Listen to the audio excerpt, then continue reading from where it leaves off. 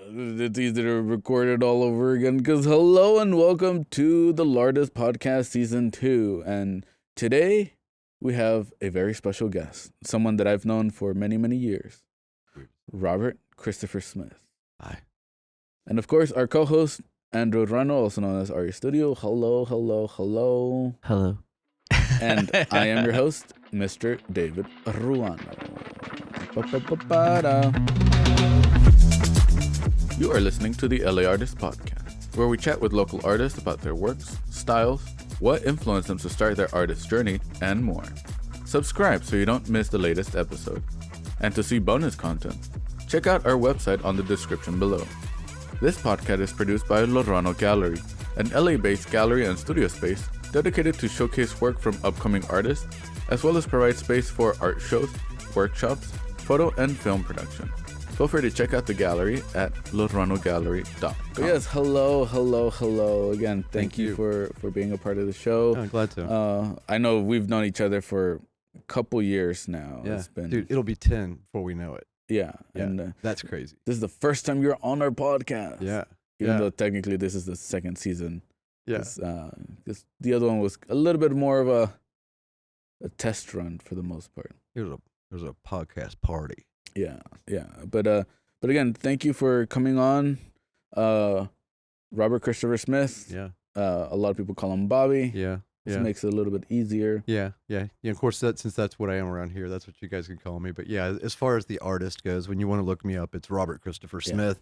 And then once I know you're legit and I'm not afraid of you, you can call me Bobby. Yeah, I think that's the biggest thing, the getting to know someone. Yeah. And again, that's why we want to do some of these podcasts, just to be able to get to know the artists a little bit more intimate, and just be chums with them, be friends with them and stuff like that. Well, And- thanks, appreciate it. And we know each other from filming, or the film industry. I was a DP. Bobby is a writer, director, producer of sorts. We collaborated on Vengeance Turns, a film that is out now. Vengeance Turns Vol.1 is out now. And, Amazon Prime And Volume 2 Voodoo is going to and be Hulu. out in March. in March from Random Media. Random Media. Thank you, Yeah. Random Media. Thank you, Vengeance Turns. And thank you, Robert Christopher Smith, for Yeah. making that story up. My pleasure. It was an obsession for a while. I mean, for a long time, it was an obsession. I drew you into the madness. We drew other people into that madness. It was something that started as a spark of an idea, as I was driving back and forth, living in San Diego at the time, Yeah. and working on my first feature, which is still in a can somewhere. And we've talked about that, but many people have told me I should still try to work on some version of that and putting it out, but I wouldn't reshoot it. But the whole of the story. Anyway, Yeah. driving back and forth, I would be in those canyons up near Malibu, and I would just always get this like spark of an idea in my mind that took me back to the old spaghetti westerns, and actually kind of post spaghetti western, to the movie The Outlaw Josie Wales. And then there's this thing from all those old Clint Eastwood movies of that shot they would always get of him in those cowboy movies where you would get the front of the hat, and then you'd have that slow lift up, and you see those steely blue eyes, ready to commit murder or whatever, mayhem. And I just got obsessed with the idea that we needed to see that, and that when people saw the reveal, that it was going to be a woman's face. Yeah. And somehow or another, the entire now 2 films and a comic book, and maybe more, have sprung from that one little obsessive idea of wanting to take the whole, and not that it's, other people have done this, but taking the whole spaghetti western model and just kind of flipping it on its ear, Yeah. Yeah. And because I do remember that was like one of the main pitches that caught my attention. Mm-hmm. Not just it's a spaghetti western, because I love spaghetti westerns. Yeah. I grew up watching, the trilogy of The Right. Man with No Name, which Totally. is, The Good, the Bad, and the Ugly, which is the most famous one. Right. And then Fistful. And, Fistful of Dollars, and then and- For a Few Dollars More. And having that idea of shooting the cowboy hat Yeah. raising up, and then you're seeing those piercing Yeah. eyes, that was essentially like my hook. I was Yeah. into it with that. And then when Yeah. you mentioned to make it be a female lead, it was like, ooh, Yeah.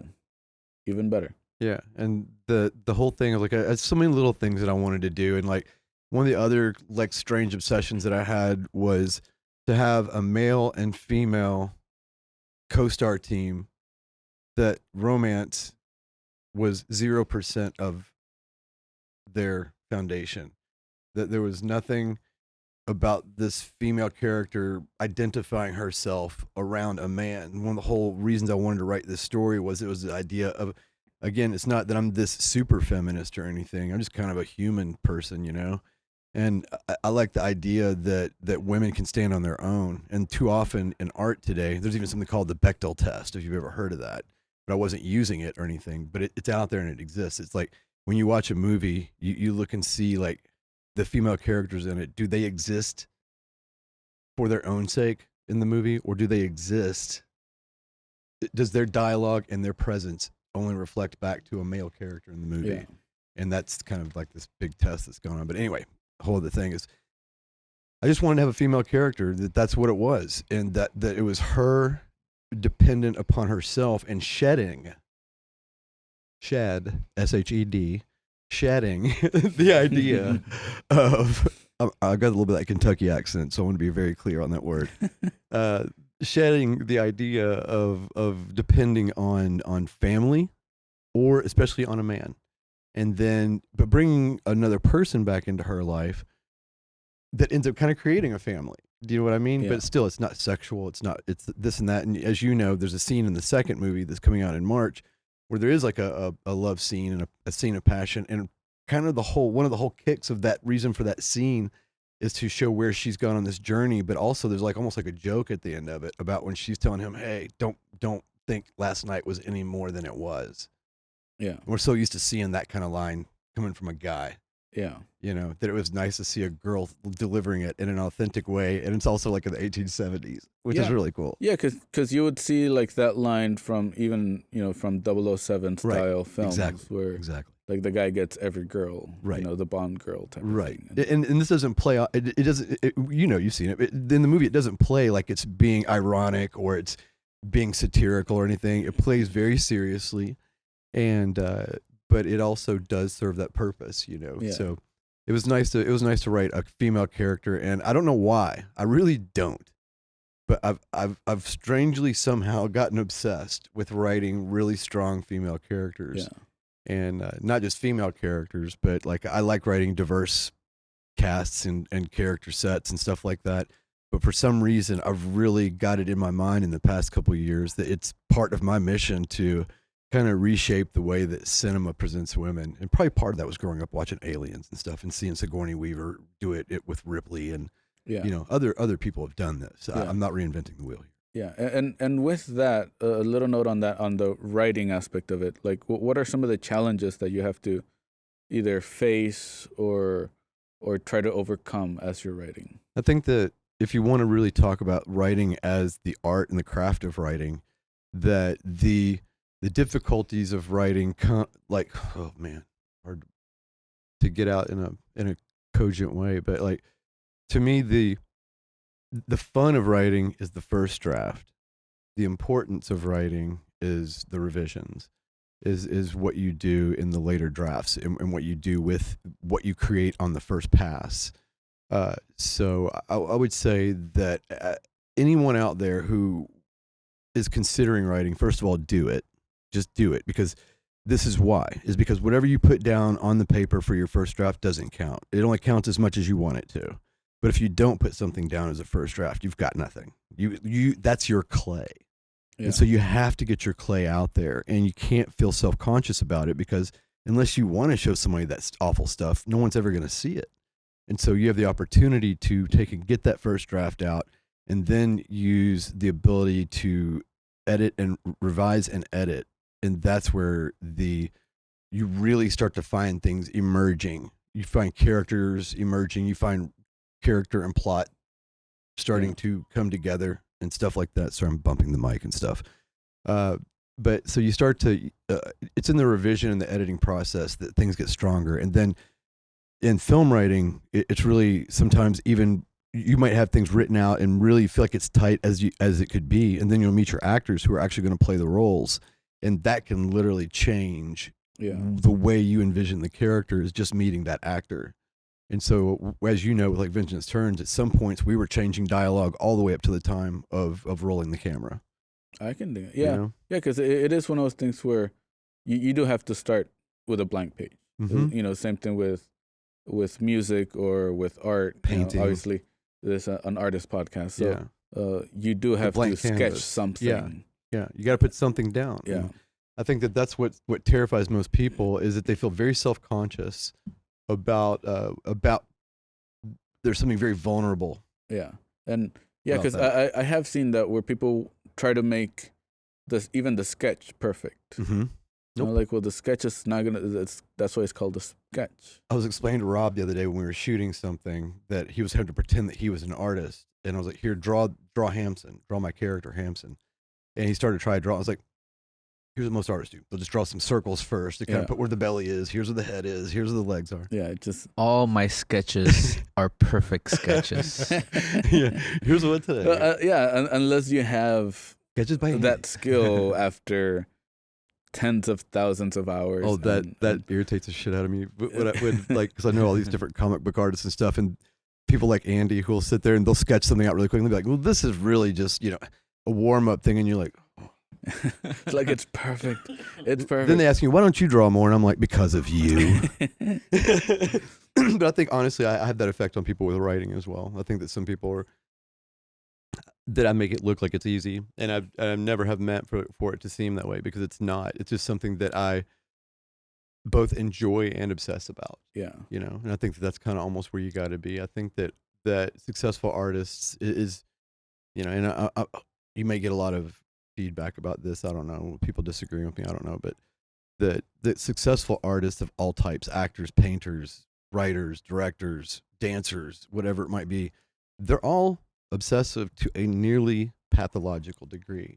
But it's nearly, not pathological. Nearly. You've got to become so overwhelmingly driven for that almost nothing else matters. But it can't ever go past almost. You've got to be able to still balance your life and stuff. You've got to have a roof over your head and food in your belly and and a way to. Yeah, and again, that's where the passion comes into play. Because you have to be passionate about what you're doing, so you can enjoy what you're doing. Pathological? Pathological. That's a new word. Pathological. Ooh, You have to be pathological. Trademark Andy Ruano. That's nearly pathological. I like that. Pathological. I like that. Yeah, because you have to enjoy what you're doing. You have to want to do it.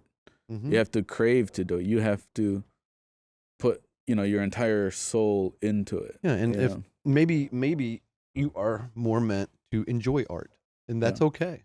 Yeah. And I think that if without the enjoyers of the art, then this podcast doesn't matter, and none of us matter. So it's okay, and I think it's okay to. That part of the human, condition is to see things that we wish for ourselves that we also know are not ever going to be true. Maybe, you know what I mean? Yeah. They're those like supreme, like the things like I wish I could fly to the moon, and that's not practical. But part of the shoot for the stars and you might just hit the moon. It's just one of those things where you just have to go for it. Yeah, but you also you can't be upset that you're not meant for it. That you're not meant to be the deliverer of it. Me with art, with me with drawing or painting. I've tried to get back into it many times. I'm over 50 years old, and many times I've tried to get back into it, and it's frustrating to me because I've got the surface desire. I don't have the deep desire. And I've got it with writing. And I feel like that's where and acting. And you have to figure out. Too. You have to figure out your strengths. That's it. You have to figure out what you are actually good at. Because again, we all want to. I wish I can play Mozart. Right. I do want to get a piano and to be able to practice. I can practice it and get better at it. Will I ever be Mozart? No. And so you could either then you face a fork in the road because you can't be Mozart. You can now give up, or you can decide to proceed down a path that is your style, where I can get up to my level and cool. I'm comfortable with my Mozart. It's not bad. It's your style. Only Mozart is Mozart. Yeah. Only Robert Christopher Smith is Robert Christopher Smith. Only Andrew Ruano is Andrew Ruano. Please do not get a piano. So. I'm adding it to the wish list. We're gonna get a piano. Do not get a piano. With the money from Lardest Podcast. Please So support I Lardest think the Podcast. word we're looking for, dude, is inspiration. Yeah. So I think it's great to be inspired by art and let Yeah. that inspiration fill you, but then also to know where your own limitations are. Yeah. And maybe when you face that branch in the road, you don't stop. You do go ahead and develop your own style Yeah. and accept the Yeah. fact that you're not Yeah. those other artists. But that's really what it takes. Like, kind of going circling back around at the beginning of this question. What does it take? It takes realizing that you've got to be your own voice. Yeah. You can't ever be your heroes. Yeah, you can't be somebody else. You Right. know, every human is individual to its own nature, and you have to be yourself. Truly be yourself. You can inspire to be somebody else, but you're never gonna be them. There's I said the word before, vulnerable, and I think that there's something very exposing, self-exposing about being an artist. And I don't care if it's painting, writing, drawing, dancing, whatever. There's something very naked about it. Do you know what I mean? Like in a spiritual and soulful way, you are really showing people behind the veil, of where we take our whole lives and build up this carefully constructed facade. As an artist, you have to be willing to let people peek behind that. Yeah. And you have to be willing to give, Yeah. So it's interesting. And with that in mind, with inspiration, like what would be a good way to maintain that inspiration or that motivation? Or like, for instance, in your case with writing, what motivates you? What inspires you? I would say, and I've had this question too, and I remember like going all the way back to college, because I actually did major in writing in college, creative writing, English creative writing at the University of Kentucky. And I remember our teacher telling us at one point, because at this point we're 18, 19 years old or whatever, and he said, one of the most important things I can tell you as a writer is go live your life, go experience, let things happen to you, and I think again where one of the shortcomings may be, as people who are fans of art fantasize about becoming an artist, is many of those people are armchair warriors in their pursuit. Is they never get off the couch. They're so busy consuming art. Stop it. They're so busy consuming art that they don't create it. Yeah. Do you know what I mean? Yeah. Yeah, because I forgot who said it, but it was, if you're going to create a character, if you're going to do something, you have to imagine it. Mm-hmm. And if you haven't lived it or read it or experienced it, how can you imagine it? Yeah, every heartbreak I've ever experienced is somewhere on the page, and every great person, every awesome experience I've ever had is buried in those words as well. So I would say every character you ever meet is me, first of all, but then they're me like mashed up with other people that I've met, or groups of people that I've met, every little character. And so that's the important piece, is getting out, meeting new people, experiencing new things, taking risks, balancing them. You don't want to be stupid, but taking risks and seeing that, it's okay and that you can bounce back from almost anything, and then getting that resilience onto the page. Were there a couple little points like that in Vengeance Turns, like whether it be the main character or some of the side characters that you said, like, this is me in that character? Yeah, like Mia, the main character, again, with this whole like obsession that I had with creating her, it became kind of easy as I started writing it, because I have, if you can see this on video, I'm probably one of the whitest people you'll ever meet. I may even look clear or something. I'm right here wearing the blue sweater. But I knew growing up that I had Native American blood from both sides, my mom and my dad's side of the family. But we never talked about this kind of stuff. In fact, anytime I brought it up, I was kind of like shushed about it. Yeah. Do you know what I mean? And so I blew that up in the story to where, it's something I really focused on, but where she's got these questions about her own background and her own heritage and things like that have been repressed. And then that's what kind of saves her. You know what I mean? Mm-hmm. And so there was a bit of that with Mia. I also have a very troubled family life. And so both Mia and Simon, Mia's troubled family life is that her family gets slaughtered, but Simon's is that his family, his he doesn't have a mother, and his father is very cruel. And so I got to kind of vent a lot of little. Again, you take as a writer, you take little things and you really, really exponentially magnify them, you know, and let other characters, the character in the scenario, take that to its ultimate kind of end kind of thing. So yeah, I would say that if you watch Vengeance Turns Volume 1 and Volume 2 all the way through, by the end of it, whether you know it or not, you're gonna know me pretty well. Yeah. Believe it or not, strangely. Yeah. I can dig that. And then, speaking of getting to know you, do you have any like specific routines or rituals to get into the process of writing? Because I know when we were developing Vengeance Turns, we talked about Vengeance Turns. You had the entire story in your head, and it wasn't until we were able to get the main actress ready. Yeah, so it's always kind of different. That was completely different. Yeah, that's when we actually wrote the entire screenplay. Yeah, it had kind of a basic, real dry outline, and I've kind of taken that approach now. It became kind of a formula for me now. Is that I write stuff on my own all the time, but I also love doing collaborations with other writers. I co-wrote a movie that's coming out soon. You know this. You worked on it with me, called Spread. Pigs to Slaughter. We filmed it last year, and we just are wrapping up a couple details on it right now. It'll probably come out later this year. And what was the question? I've lost my thing there. Any routines or rituals to get into the artistic process? There was the friends. So basically, I would just collaborate with these different people, and I'll give them a chunk, or I'll give them an idea, or an outline, or even just a piece of a story. These different collaborators. And on Spread, it was Kurt Belcher. And he's a comic book artist, also from Kentucky, name check, shout out to Kurt Belcher. And he was kind of an art director for us on Vengeance Turns, did a lot of character design work with me and stuff like that. And one day, as things were going really good for us and we were getting ready to sign contracts and stuff for Vengeance Turns, Kurt and I were on a Zoom talking. And he asked me about why I'd never done a slasher film. And we just started talking. And a few minutes later, he shows me, he's like, dude, we have 5 pages of notes right here. And so we kind of did like with me and Amanda. I would write a chunk and he would write a chunk. We'd get back together, kind of put them together. But that's not exactly anything I would recommend to people because it's very esoteric and vague, what I just said of how to do it. But I guess my real routine would be that write every day.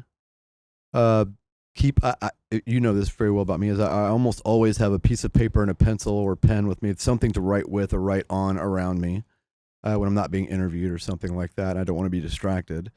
But get your ideas, capture them. Don't ever, never think that you'll write it down later or that you'll do it later because you won't. So especially with writers, when you have an idea, when that flash of inspiration hits, you must follow it. You must capture it. Even if you cannot complete it at that time, you've got to at least get it started. I can do that. Yeah, because I feel like that's something very powerful to do. You know, it's similar to journaling, but in an artistic fashion, to just wake up at 3 a.m. with an idea, sketch it out, you know, write it down. I keep paper and pen beside my bed, and that's kind of what I was saying. That's kind of how it started with me. Is growing up in my teens, I would get these ideas. I would wake up in the middle of the night and go, oh man, this is a great idea for a comic book story or a movie, you know, the sequel to Star Wars or whatever. And then the next day I would be like, what was that? Yeah. And so I started just keeping it, in college I got in the habit of keeping like a piece of paper and a pen beside my bed or in my pocket. And pretty much I've not missed an idea, you know, since my teens because of that. You know, sometimes you even have to throw away big piles of garbage. But like, most of the movies that I write and stuff will, in fact, be collections of little notes that I've written to myself on my text. I'll text stuff to myself. Now with the cloud, I love using Google Documents because I can just open a Google document for every project and just kind of add notes to it and just, you know, let the project grow and bloom from there. And now with my own production company, that collaboration style has continued with Rob Banks. Shout out to Rob. And our company, Robert's Next Door, because we take a lot and just start Google Docs. I give an idea or he gives an idea, and then again, kind of like the Amanda style, we just both kind of go at it until it's done. I can do that.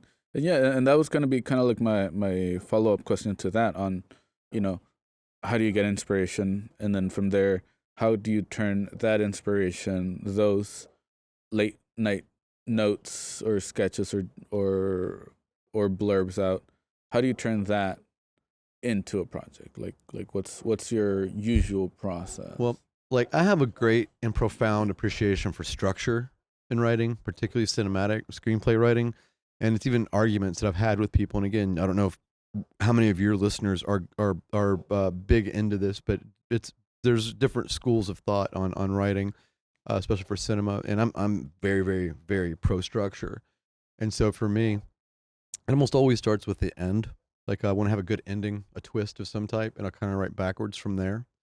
But I want to outline it so that I know I have a good solid first act, second act, third act, and all of that means something very specific to me, and it should to you if you're a writer. And if you're not sure what it means to you, then you need to check out books. You need to, don't just think like, again, none of this just happened for me. This has been a lifelong obsession for me. And yes, I started writing when I was 7. I wrote my first story when I was 7, but along the way, I majored in writing in college and was trained by writers there, had, mentors and stuff.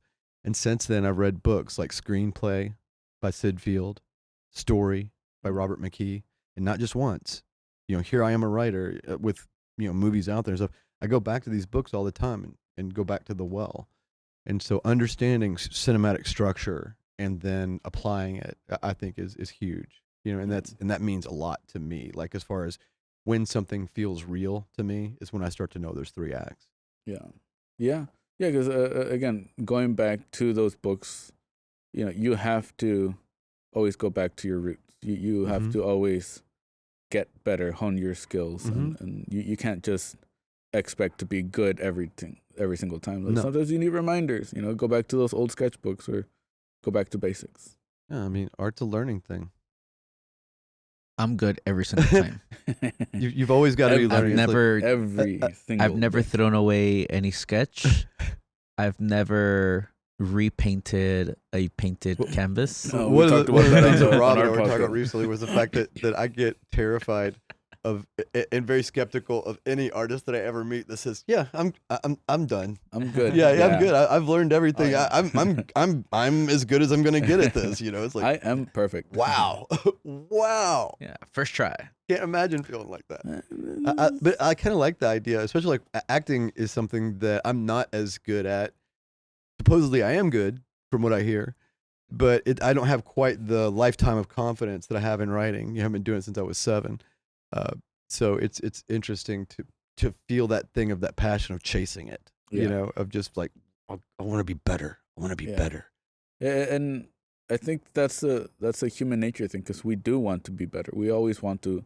Not everybody, dude. Not everybody. But we should all strive for it. I know, man. I'm with you on that. But like that's like if you have, there's a saying that I always say. Hence why I always start with good mornings when I meet people, even if it's late at night. Is like if you wake up, at least have one more good morning. Like just you started your day off awake.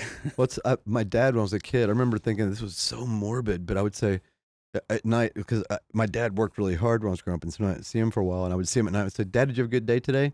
He'd say, "Well, beats pushing up daisies." Yeah. And I remember thinking, Jesus Christ, what a thing to say. Like, wow.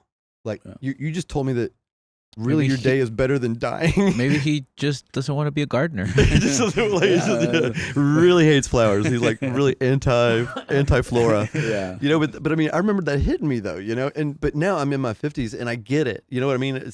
And he was joking, first of all, and I'm joking now. But the thing is that's the thing. You're right, is that you got to embrace that, is that every day is another chance. Yeah. And I was telling somebody earlier today, in fact, who's half my age, talking about art and whether or not he should give it up. And I said, no, you shouldn't. I said, if it means something to you, keep doing it, man. I said, because there's not a clock on it.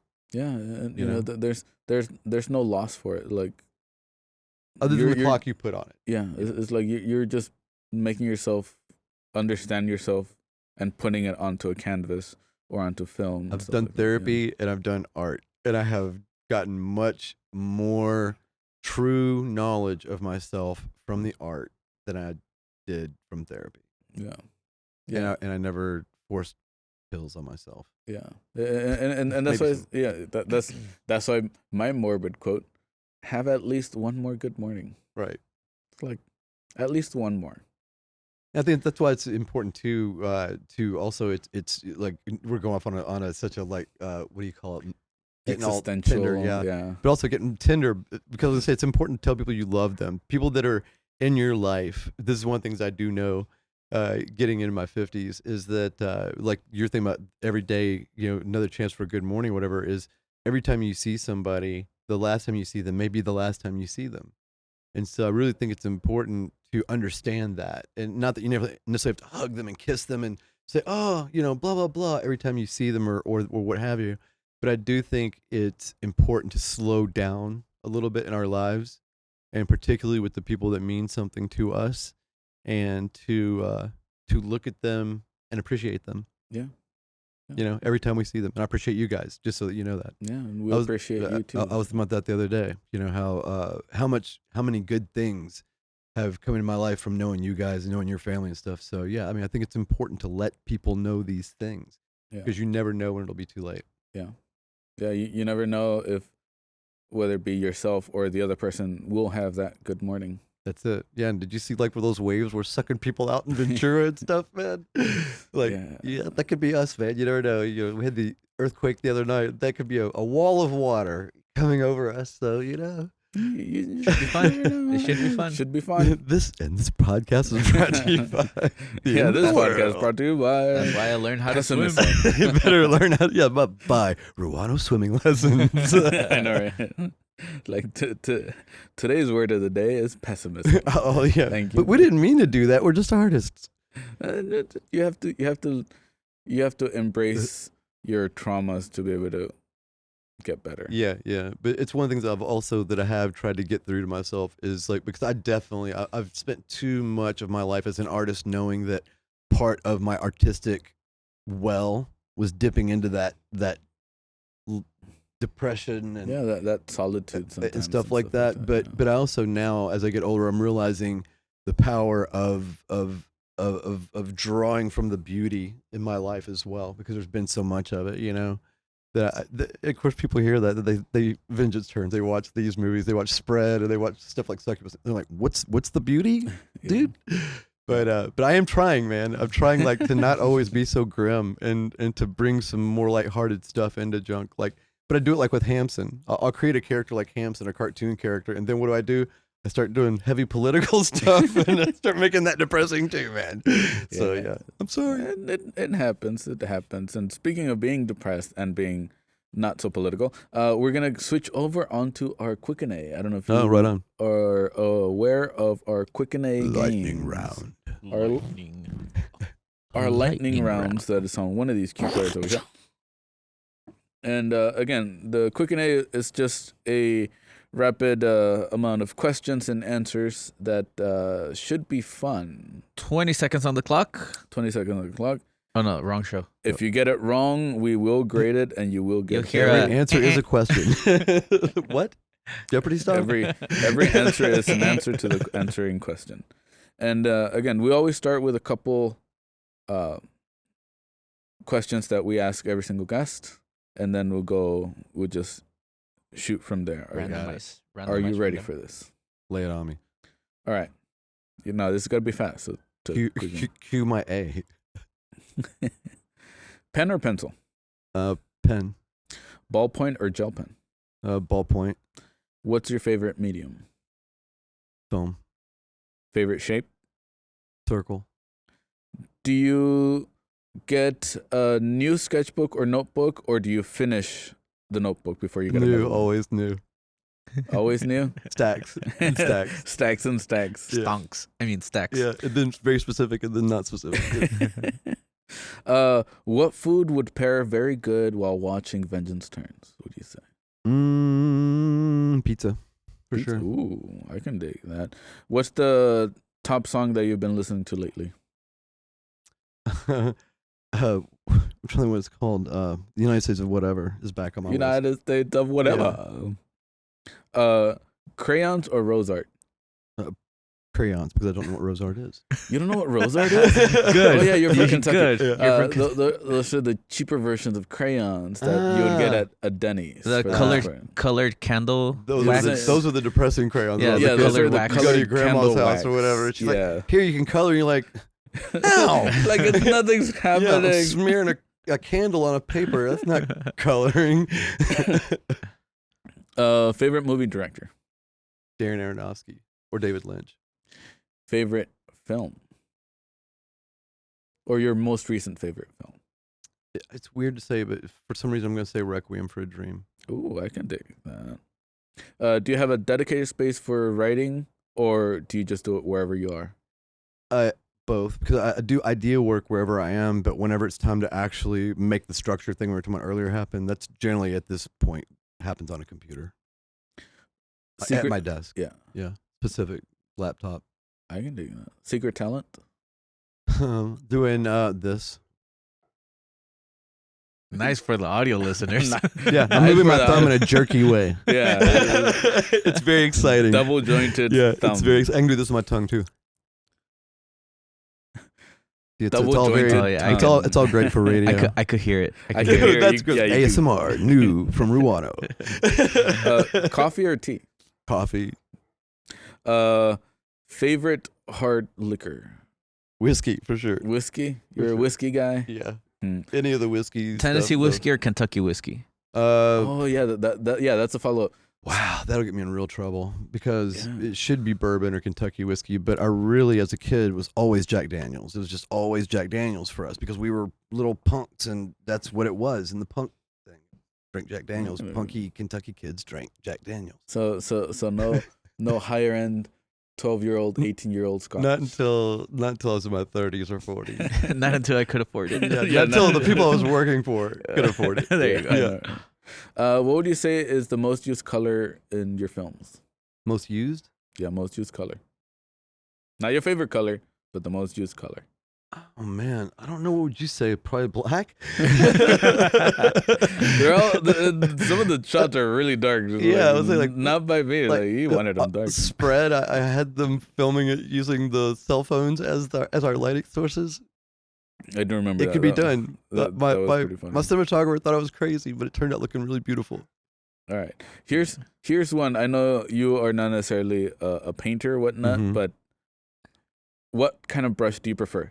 Here are the choices: round, flat, bright, filbert, mop, liner, or fan brush. Oh, mop. I mean, just because of the fact that if I was going to apply it to my life in general, because I generally go stuff with more of a splash kind of a approach. So mop, I can Yeah. do that. And then I'll kind of like get the lines and stuff in that first gloppy mess. Nice. Ooh, I like that. I like that style.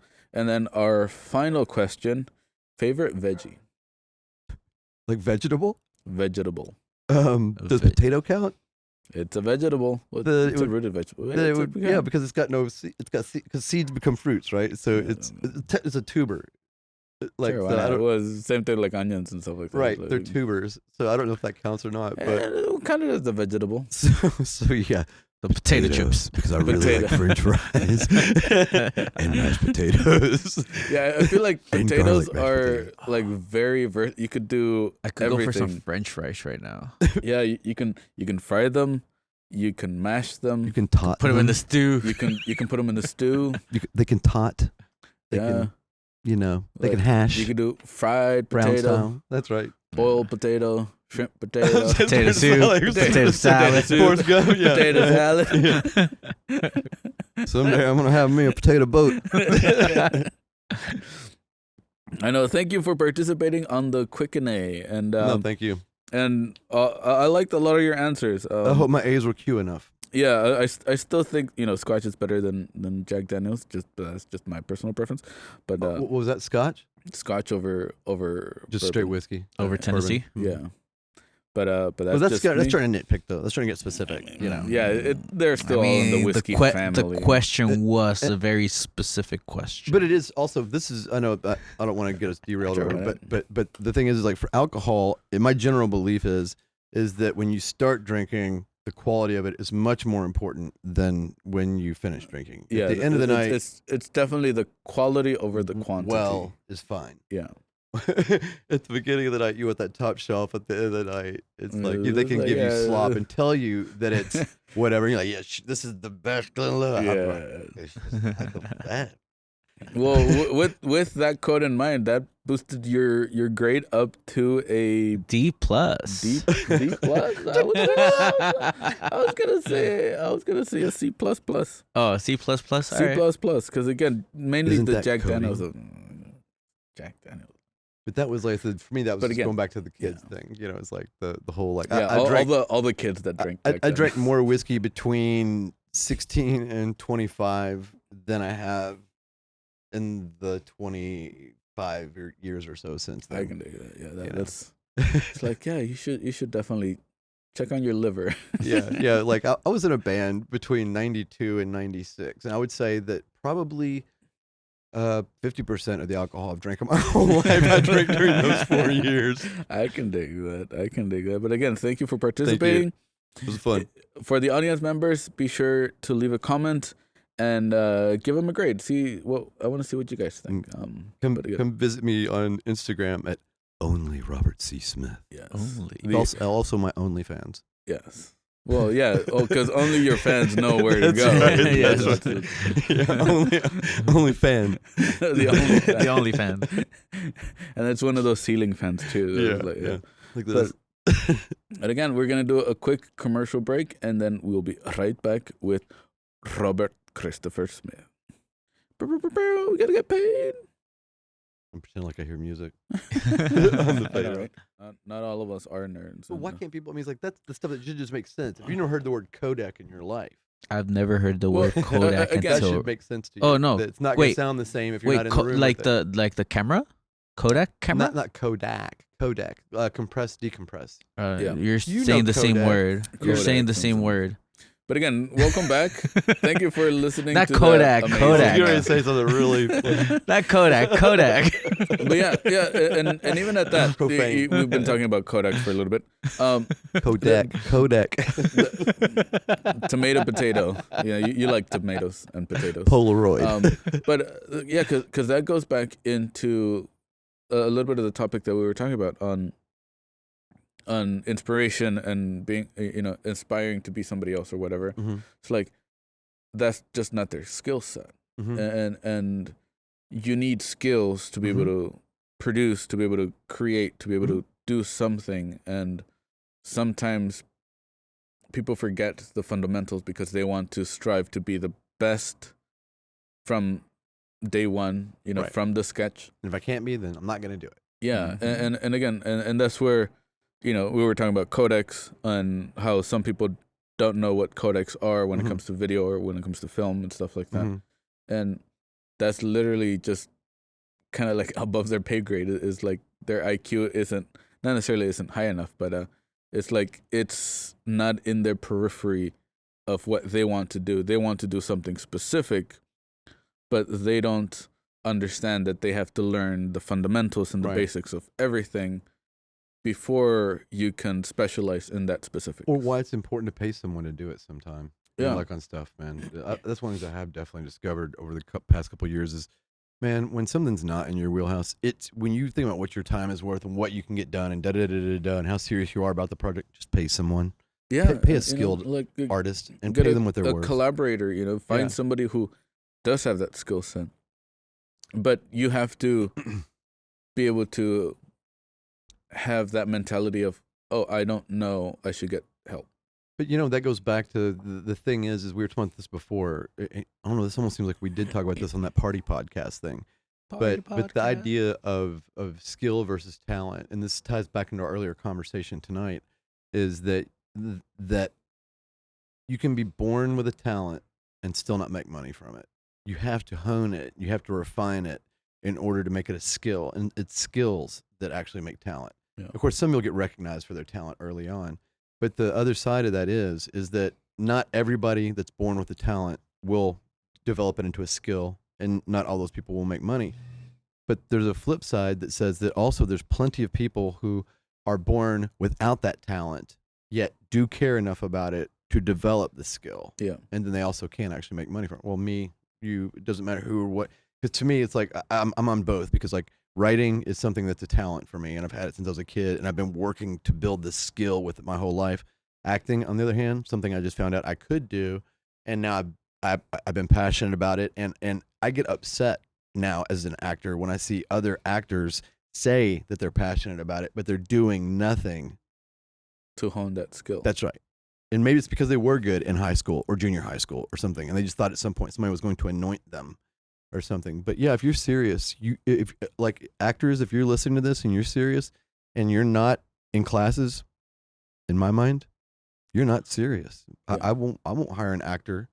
I think if you asked any actor out there right now who's made it, find Julia Roberts, find Meryl Streep, all of these people, all of them. Jack Nicholson, well, maybe not him. I think he's kind of crazy right now, but they have mentors or something. It doesn't matter what level you get to as an artist, you always have a mentor. Yeah. And you always are developing your skill. Yeah, because we've had those conversations with Andy on, when it comes to upcoming artists, like, yes, you could be a great painter, but if you don't know how to hang your paintings, like have, proper wiring in the back, making sure the information of it is up to par or whatever, having those details is like, it's like you aren't a full artist. Like you're just doing the one side and hoping somebody else does the other side for you. Well, there's a lot of conversations in movies right now, in the media, in the past couple of days, social media, about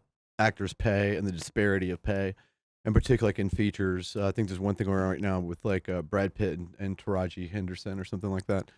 But it's interesting, and beyond those guys, and that little mini controversy or whatever is. We've been talking, you and I, as well as other, collaborators have been talking recently about the fact of, why name brand actors are able to command the salaries that they do. And why does a name mean a name? Because we keep on hearing from the distributors that like Vengeance Turns, they liked it. But the thing they told us is like, your next movie, you got to put a name in there. Just that simple. And we were kind of like, at the time, like, why? You know what I mean? Like, but as you keep doing it, you do figure it out. When you start dealing with the struggle of not just getting the movie put out, but the first side of it, making it. When you have someone who is in this business with an established name, you're actually getting two things for that name. You're getting dependability and reliability. They've proven that they are a reliable commodity for you. Do you know what I mean? Yeah. Like that they're going to be there and they're going to deliver what you need them to deliver. And then number two, they're bankable. They've already got a built-in audience. And so the day that your movie comes out, there's a certain amount of people who are going to see it simply because that person's. Yeah. And it matters. It does. Yeah. So you can't, actors, if you're out there, like I said, get busy. And, if you wonder why those guys are making money and you're not, there's a reason. Yeah.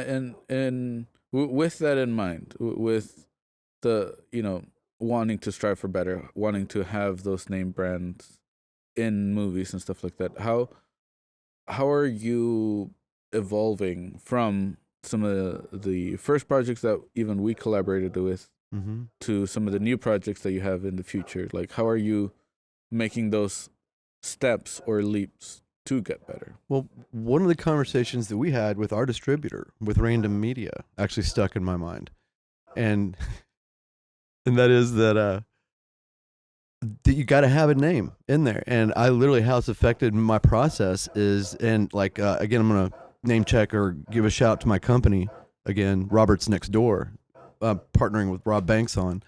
But one of the things that I told him as we went into that is like, we will never put out one project, like major project. We'll do fun stuff, but we won't ever put out anything that we're actually trying to market or make money off of if it doesn't have at least one recognizable name in it. And that's just a lesson learned, and the further we go, the less non-recognizable names that'll be in there. Yeah. But there will be a recognizable name in everything else that I do. And interestingly, like I said, I don't want to drop names or anything during the podcast, but because we started going down this road, we took ourselves seriously. We reached out we made a list of artists of actors that we wanted to work with. and we've been like literally like talking to a pretty well known actor for 4 months or so now about the possibility of working on a sitcom that we're developing called Background and it's something you remember I told you about many years ago. Again, this idea for like a office style kind of sitcom, but about background actors. And then there's a show within the show because they're working on a program. And within that program, I wanted to bring in a name brand actor, get them shot out really quick, use what we already have learned and stuff like that. And so, yeah, I've made the answer too long as always, but yeah. No, because it is one of those things where that's where you have to like turn your artistic, or your artistic vision into something that you can marketable, commercialize it, monetizable. Mm-hmm. Who and David? Who was it? Which movie or like TV series was it that they had like this big name actors like, oh, we're gonna have this film with this big name actor and all that, and then like he pops up like right at the beginning and then they kill him off. It's what's the one with Travolta did the movie and then did the TV series? Because it was like a Shorty. It was Shorty? like I don't remember that. No, it was a recurring thing because they had like multiple like. I know the Grand Tour, the Grand Tour, which is again the remake of the British car show. Top model. Top Gear. Top Gear. Yeah. Top Gear. Top model. Top model. Top Gear. Same American Next Top Model. Different industry. But yeah, so when they Tyra Banks. Yeah, when they remade Top Gear, essentially the same host for Prime. Yeah, for Prime, they would do they would always have a special guest, like and today's special guest is gonna be Bono from U2, and and then like look, because they would have a window background or whatever, like, and here he comes, and then you'll see them walking in, and then they would get run over by a car, right. or a balloon, like when a hot air balloon falls on them, or they trip over and they fall into a lake or whatever. Thank you. Like, sorry, I guess we don't have any time for them. Like, and that's the end of the show. Yeah, you shoot them out really quick, man. You get that. They know they're coming in like 10 grand one day or whatever. Yeah, and even at that, like sometimes it was name. You got it. It's on the body, poster. Yeah, it was like a body double or something like that, because you don't really see their face. Yeah. You don't Totally. And again, that's. But I was thinking like back to the 80s where like you would see sometimes like on a movie poster, you'd see like somebody's face on a movie poster. So you oh, dude, I love that. That dude was in the Terminator or whatever, Michael Biehn or whatever. And so then you go to the movie and then like they show up in one scene or whatever. You're like, what? And you can almost tell it's like shot as like a second unit or something. It's like they tagged it on. Like, look, just sit here and say something. Yeah, because look, I also like that skit from Grand Tour. Like I also remember that from Police Story. Police Story with Neil, what's his face from Airplane, the guy that's like very serious but does a lot of comedy. Leslie Nielsen. Yeah. And they would also have that, like on the credits. Shirley. During the credits, they're like, Leslie Nielsen plays this character, this other person plays this character. Yeah, I think that's the one that I was thinking about. Our special guest is, whoever. Yeah. And then, like, the first scene, you just hear, like, breaks, like, never mind.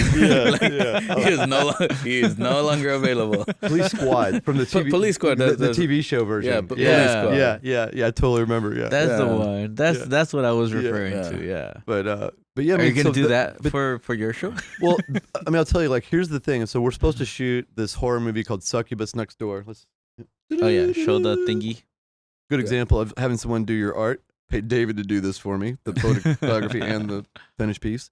Shout out David. Yeah. But we talked about that, and like right now we've got it cast for the main stars and stuff, but like there's all these day players that are gonna be needed for this thing. And so what we're gonna be trying to do over the next 4 or 5 months is try to fill every single slot that we can with every name that we can get. We want to try to beat that name on the next one. You know what I mean? and just get them in for as low of amount of money as we can, just to come in and shoot one day with us, and that way we could have our main stars that all work at our rates and everything like that. Then get these, starring blah blah and blah blah blah and blah blah blah, like we were just saying, and then people watching like, wait a minute, they're not the stars. These guys are the stars. But and again, and with that in mind, have the big names be the background. Yeah, kind of. But they get a line because they gotta have a line. Yeah, a background with a line. A background with a line. Starring Jack Nicholson, and he's sitting there going, all right. and they just go off of him, whatever. Stop filming me. So with that in mind, because I have a question here that obviously it's more like art painting related, which is, how do you choose your color palettes and to convey in your artwork and whatever. Like, what's your process for that? Like, how do you choose the right actor or actress to fit the role? Like, is there a process? Is there I know we've done auditions and whatnot. Yeah, I think your main thing is getting your star first. I mean, that's we know that kind of almost just from osmosis growing up in America. Yeah. Again, I assume that, but then a lot of people don't know it. But yeah, you want to kind of get your star first, and sometimes it still changes later because you lose that person or whatever. But you essentially would like to have whoever the main focus is, get them in there, and then build people who have some type of chemistry, even if it's negative chemistry sometimes. But you want to get people whose chemistry works, and build it off of that. Sometimes it's very specific that I'm trying to get somebody specifically just because they nail this certain character the way I need it. But then other times it's because I like the way that they do play, or that I suspect that they'll play off of another actor who they have scenes with. But so you always go for the main person to get that as the foundation, and then kind of like mold it around them. Yeah, that's generally my goal. And then still, having said that, we've had it happen more than once where we lose that person, because on Vengeance Turns, we built the whole thing around Amanda. Yeah, I mean, that's where things like the claw came in and stuff like that. But by the time that we shot it, 6 years later, with Paula, it was still amazing. But we did, we built it around her instead. Whereas we had been always thinking about the characters and actors that being built around Amanda, it was all built around Paula, at that point. And I think that was part of it. Maybe even when we saw like Azim's audition, when he sent that in that night, because we were looking at that other kid first, and then we saw Azim's, and we're like, oh wow, man, him with Paula. Do you remember like that whole conversation? Like those two together, that's a good balance and stuff. So I think that, and then from there, if you got that balance, now you're kind of looking at the dynamic of other characters interacting, not just with any single character, but interacting with that dynamic. And that becomes important too. And then there's also a thing, and this too, that it's almost time to shoot and somebody's got to be here. So sometimes it's literally just, who can we get? Yeah. And that's even big movies. Who can we get? We need them here now. Yeah. And I feel like sometimes those, some people can call them like little mistakes where it's like we just have to get somebody, so whoever's available gets the part type of thing. But I feel like you can't have a painting without those little mistakes. No, my basic theory of art since I was a kid is calling it the creative management of mistakes. Yeah, the happy accidents. Yeah, it's just sitting there. Bob Ross. This goes back to the thing of Bob Ross, man. That's probably where I got it because of the happy accidents thing. But that goes back to that whole thing that we were saying earlier, is that there's nothing until you start. So you got to get something down on the page, and don't worry about how bad it is. It's going to be bad. Yeah. You got to be more worried about the people who put something down as a first draft or a sketch and say it's awesome. Yeah, they're the ones with the problem, not you who puts it down and goes, this is not right yet. Yeah, I still have to work on it. I still have to add to it. Yeah, you're on the right path. Yeah, because I do remember again one of those happy accidents is the aspect of we lost one of the actors while we were filming on location, and if you ever get a chance, it's coming out March, Vengeance Turns Vol.2. Yeah, you will see Andy's beautiful shoulder starring on, because we just needed somebody to just literally do I get a star in Hollywood now? Yeah, But yeah, you There's been a lot of things like that where people that are completely unknown save the day in a Hollywood thing because they are the shoulder, the the whatever that allowed the right transition to happen because somebody Shoulders got of fired. giants. yes, That's right. yeah, because again, I feel like the film would not be finished without Andy's shoulder. It definitely would not because of course I had to stay up all night to come up with that solution. But Yeah. but yeah, it was all based around. So what do you think if we just did this? You're like, yeah, that would work. Yeah, and he was still holding the bike. He was still in full camera, like audio gear. And we had to do one of these things that I've talked about forever. That it bugs me when I see it in a movie because I know there's something up. But when a character has to kind of address the camera to explain what's going on. Hey, you've got to wait here. Wait, what just happened? Like that, they lost Somebody got fired. Somebody got fired. Somebody got fired that day. I know, but yeah, and so with that, I know Vengeance Turns Vol.1 is out on all streaming platforms. Yeah. Highly recommended if you get a chance. We'll link it in the description. And the comic on book Amazon will be out Prime. after the sequel comes out in March. Yeah, the comic book's in the works. And Volume 2 will be out. I gotta in get me March. a finished comic book for sure. Yeah. Oh, that's one of the finished ones. That's Well, the no, display no, one. no, right no, now. this is the the proof. display one. No, Yeah, no, the proof. no. I'm gonna get. I want the real one. yeah. I want the real one. Yeah, I want you guys to have the artwork book because the artwork book is coming out too. The artwork book will be Ooh, that would be cool. probably 2 or 3 times more than the comic book, but it will have character sketches. It'll have character design work for the movie. Concept art. Concept art. Yeah, that's the word I was trying to get out. Thank you. I got you. And it'll even have some early photography and stuff from me and David and Amanda on the very first day that we all met up and got together and went out to Griffith Park and started really kind of solidifying who we thought the character was. And so the artwork book is going to be neat, and it'll have some other little comics, mini comics and stuff in there too. I can think of that. Yeah, so look for the artwork of Vengeance Turns. And so where can we see some of that? Like I know Vengeance Turns has an Instagram page, right? Mm-hmm. And it is At Vengeance Turns. at Vengeance. Oh, it's at official Vengeance Turns. Official Vengeance Turns. And you can go to our website, which is vengeanceturns.com.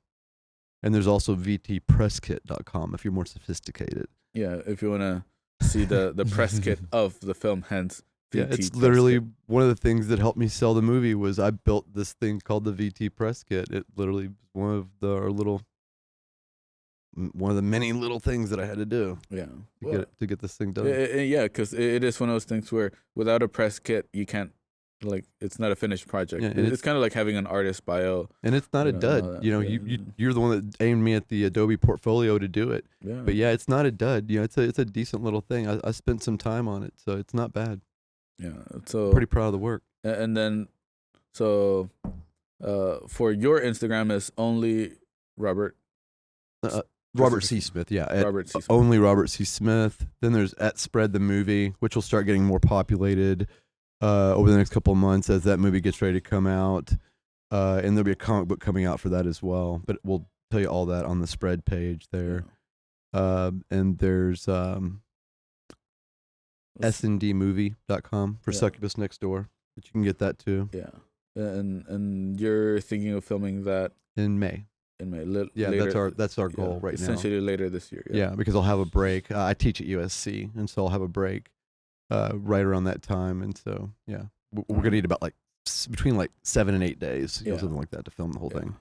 And then, so like as we wind down the main podcast aspect of it, like what would be, or if you can give somebody a tip, like whether for writing or filmmaking or just to be an artist.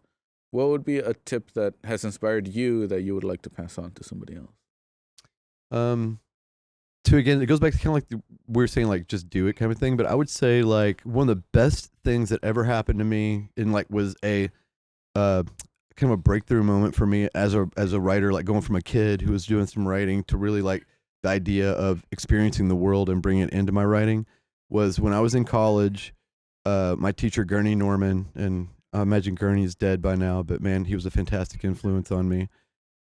He had our whole class for half of a semester. We had to carry a journal with us, and every day we just had to write down 10 things that we noticed.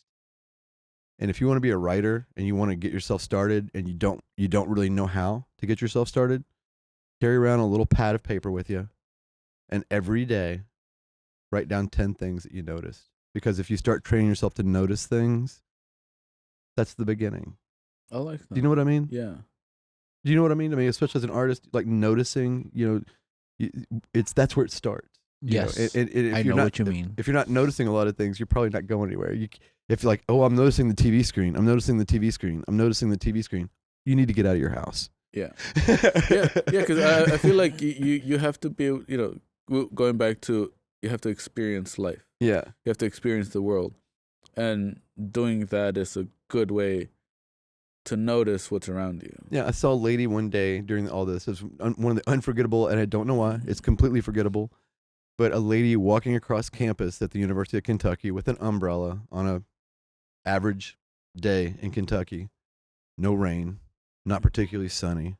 Walking with an umbrella, and I wrote down "woman walking with umbrella on average day," and and to me that's like the kind of thing that you want to notice, because to me that inspires. There's again, as a writer, I can start springboarding off of that a million different ways of why she's a vampire. You know what I mean? It's like there's a million ways to go right there. So noticing things is important. Yeah. Experiencing life. And if you didn't write it down, it would have been gone. It would have been gone. Yeah.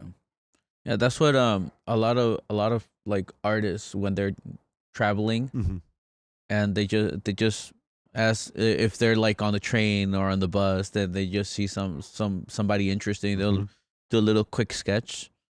It's the same thing with writing. Exactly. It's like you'd notice something, it's like, oh, pretty interesting. Write it down. It's something I hate it, because I'll be talking to somebody and they'll say something and I'm not writing down what they said, but man, it triggers something. All of a sudden a whole like balloon will pop in my mind, and I'm like, hold on. It's like I gotta get this. I gotta get all this written down. They're like, "Are you writing down what I said?" No, nothing to do with what you just said. But you did say something that inspired. This flood of creativity. So thank you for that. I like that. No, and I feel like that's a very good tip, because again, it applies to whether you're a writer, you're just noticing your surroundings, an artist sketching your surroundings, a musician listening to your surroundings, photographers, a photographer, totally. Seeing it from showing people different perspectives, showing them, And, but yeah, I think that also doing that, it's like I was saying earlier, is whether you're young, whether you're old, doesn't matter, male, female, doesn't matter. But when you start training yourself to notice things, you will start to also notice there's a lot of beauty in the world, that beyond the stuff that's hounding you on the TV screens that you're afraid to go leave and on your phone and what have you. Put those down and go outside for a while and see what you notice. And what you're going to notice is there's a lot of beauty out there, especially in nature. Yeah, that for sure. But again, thank you for joining us. Well, thank you, man. I appreciate it. And we'll see you on the after show, because we do have an after show after the show. I thought you were saying, I'll see you in there a little bit later. Yeah, over there too. Yeah. But yeah, again, all the links will be in the description. If all else fails, thelardistpodcast.com. You'll get more information there. Again, our podcast is available on all major streaming platforms. It is also going to be available via video on YouTubes and whatnots and whatahootsits. And we'll spread the word for sure.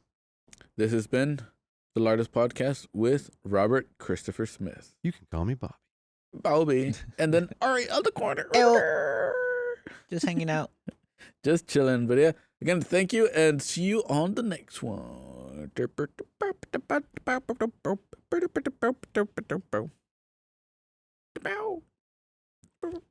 they still see us?